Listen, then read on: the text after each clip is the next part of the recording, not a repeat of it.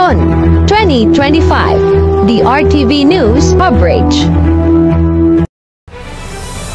Aabot na sa 6 na milyong balota na natapos nang iimprinta ng Commission on Elections o COMELEC para sa 2025 national and local elections ang mababaliwala at masasayang lamang.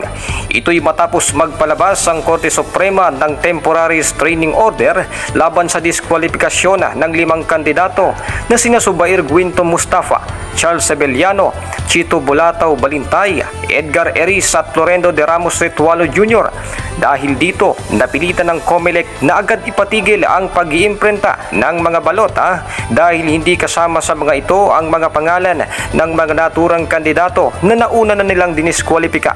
Ngunit kalaunan ay pinaburan ng mataas na hukuman. Sa pagtaya ni Garcia, ang bawat balota ay nakakahalaga ng 22 pesos, kaya't sa kabuuan ay aabot sa 132 milyon ang halaga ng masasayang na balota.